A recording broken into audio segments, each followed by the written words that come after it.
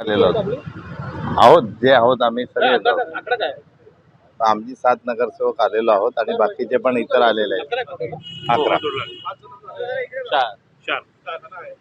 Sir, केडीएमसीचा जे आहे त्या दिवसभर चर्चेत आहे. कल्याण डोंबिवली महानगरपालिका एकीकडे तुमच्यासोबत असणाऱ्या मनसेनी तिकडे शिंदेना पाठिंबा दिलेला आहे. तुम्ही उद्धवजींकडे आला, भेट घेतलेली आहे. बराच वेळ तुम्ही इथे मातोश्रीवरती होता. काय चर्चा झालेली आहे, काय सांगाल? आज आम्ही एक सदिच्छा भेट घ्यायला आलेलो.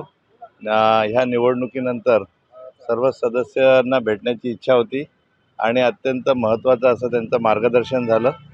या पुढची वाटचाल ही कशी असायला पाहिजे या संदर्भात आम्ही सविस्तर चर्चा केली. त्यांनी मार्गदर्शन केलं आणि पक्षश्रेष्ठी तुमच्याशी याबाबत आणखी पुढे काही बोलतीलच.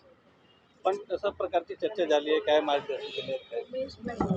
जर पाठिंब्याबाबत कोणत्याही पक्षाने आमच्याकडे प्रस्ताव दिला आणि तो सन्मानजनक असेल आणि तर त्याबाबत आम्ही विचार कसा करावा, काय करावं त्याबाबत आमची चर्चा झाली. परंतु मनसेने मनसेने एकत्र इलेक्शन लढलेलं आहे आणि अचानक वेगळा विचार केलेला आहे. त्यांनी थेट एकनाथ शिंदे जे थेट दुश्मन होते, म्हणजे एक हे होते कॅन्डिडेट होते, त्यांना तुम्ही सपोर्ट केलं. तो प्रश्न त्यांना विचारा. तुमच्याची काय चर्चा झाली की नाही तुमच्याकडे काय चर्चा तुमची काय चर्चा झाली की त्या संदर्भात? आमच्याशी काही चर्चा झालेली नाही आणि त्यांनी तो त्यांचा पाठिंबा त्यांना पाठिंबा द्यायचा आहे तो त्यांनी दिला असेल. त्यांच्या काय टर्म कंडिशन असतील त्या हिशोबाने. आपल्या ठाकरेंची नगरसेवक आहेत, त्यांना कोणी संपर्क केला होता म्हणजे आमच्या आमच्या संपर्क आहे. वरिष्ठ पातळीवर चर्चा सुरू आहे. पक्षाशी नाही, तुम्हाला इतर पक्षांनी काही संपर्क केलं आहे, संपर्कात आहेत ते. वरिष्ठ पातळीवरती चर्चा होत आहे. कशा संदर्भात पाठिंबा मागण्याबाबत. भाजप पण आहे, शिंदे सेना पण आहे. तुम्ही काय भूमिका घेतली यावर? सन्मानपूर्वक जर त्यांनी मागितला, पाठिंबा मागितलेला आहे आणि तो जर आमचा सन्मान त्याच्यात होत असेल तर त्याचा नक्की त्या प्रस्तावाचा विचार करू. तुम्ही शिंदेसोबत जायला तयार आहात का जर सन्मानपूर्वक असेल तर? तसा प्रस्ताव येऊ द्या. बोलले आता जर का सन्मानपूर्वक जर का आपल्याला प्रस्ताव आला तर साहेबांचा काही ग्रीन सिग्नल आहे या गोष्टीला? नक्की आहे. शिंदेसोबत जायला उद्धवजी तयार आहेत? तो त्यांच्या पातळीवर निर्णय होणार आहे. पहिले प्रस्ताव तर येऊ द्या त्यांच्याकडनं. काय फक्त पाठिंबा मागतायत ते. त्यांच्याकडनं असा काही ठोस प्रस्ताव आलेला नाहीये. त्या संदर्भात तुमचं आज काय पूर्ण झालं का? आमची चर्चा झालेली आहे या संदर्भात. उद्धवजी साहेबांनी मार्गदर्शन केलेलं आहे आणि त्यांच्याकडनं काय प्रस्ताव येतोय, भाजपकडनं काय प्रस्ताव येतोय, नाही तर आम्ही सक्षम विरोधी पक्षाची भूमिका बजावायला सक्षम आहोत. नाही सर, एक थेट प्रश्न आहे. तुम्ही फक्त सन्मानजनक म्हणताय. जर सन्मानजनक तोडगा तुम्हाला मिळाला शिंदेकडून तर तुम्ही सोबत जायला तयार आहात? येऊ तर द्या ना, येऊ तर द्या ना. आलेला नाहीये ना, येऊ तर द्या.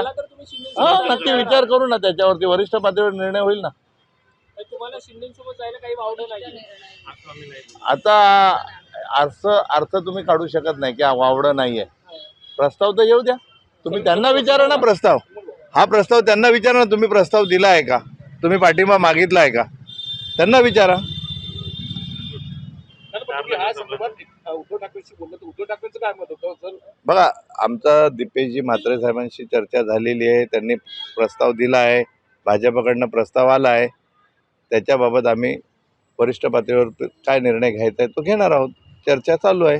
तुमचे काही नगरसेवक संपर्कात नाही? काही 2-3 4 नगरसेवक नॉट रिचेबल आहे तर त्याच्यावरती पक्ष कारवाई करणार आहे. ते अनुपस्थित राहिलेले आहेत गटनेत्याच्या निवडणुकीमध्ये. आज गटनेता म्हणून जी माझी निवड झाली आणि त्याच्यामध्ये त्यांना शोकॉस नोटीस बजावलेली आहे, कारणे दाखवा नोटीस बजावलेली आहे आणि त्यांचं सदस्यत्व पत्र त्याच्यामध्ये ते धोक्यात आलेले आहेत आणि ते त्याला पुढे आणखी तुम्हाला दिसेल काय आहे ते. चौघांचं जी चौघण आजही तिकडे दिसत आहे तुमच्यावर, 4 नगरसेवक नॉट रिचेबल आहेत, त्यांच्याशी काय संपर्क होण्याचा प्रयत्न झालाय का? काय पुढचं काय? नॉट रिचेबलच आहेत. संपर्क झालेला नाही आहे त्यांच्याबरोबर. आम्ही प्रयत्न करतो आहोत संपर्क करण्याचा, पण संपर्क होत नाही आहे.